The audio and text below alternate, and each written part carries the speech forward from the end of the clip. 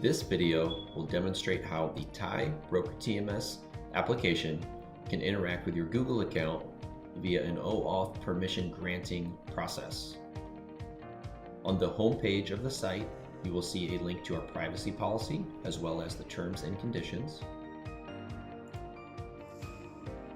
When a user logs in, they will have the ability to update a user profile, which will include setting up the specific email address they would like to link to their account, and has a button to connect a specific email provider, which will include Google. At the start of this process, the user will choose which permissions they would like to give access to via a drop-down that includes sending emails only, sending and reading all emails, or sending and only reading the replies to the emails that have been sent from the system. When the user chooses Send Emails Only and sign in with Google, they can look in the URL of the consent window to see both the scopes that are being requested. In this case, it is the gmail.compose scope and the client ID of our application.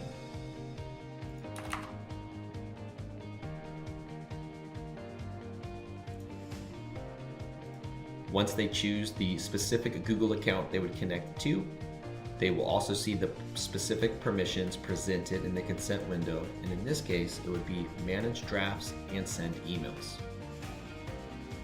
Upon clicking allow, you can see a successful message, as well as a refresh that will now show that you are connected to a mailbox. The next time this user attempts to send an email from the system, it will send it using the connected Google account, and the message will be logged both in our system and appear in the sent folder of that mailbox. If the user would like to make any changes to their connection, they can click Edit Mailbox Connection and choose different permissions. In this case, if we choose Send and Read All Emails and click Update, we walk through a similar consent process.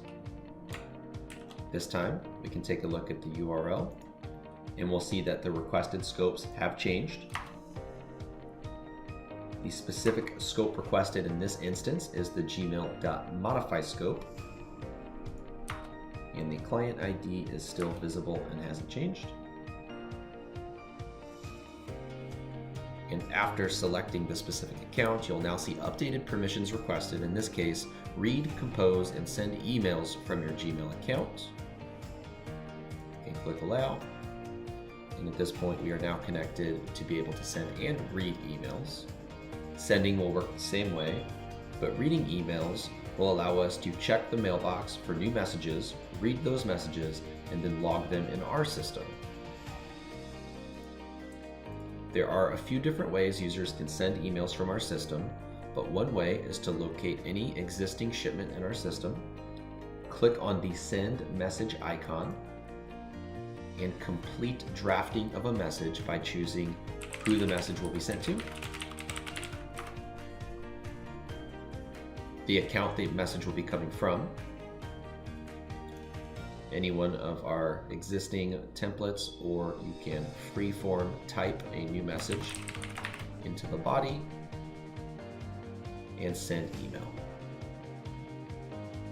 That message has now been sent using the connected Google account.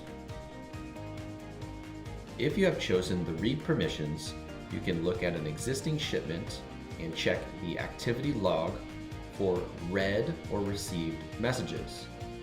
Another way to see this is that we will create a notification or an alert for the user, visible by this notification icon here. And upon choosing the list of emails from your task list, we can see our most recent message was a message that was received. And by clicking to view that shipment in the system, we have access to an activity log that will show the entire read email.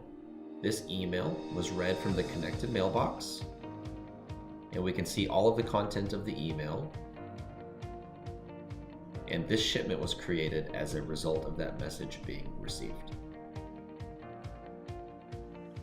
if at any point a user would like to disconnect their mailbox and stop using the OAuth service that was previously granted, they can revisit their staff profile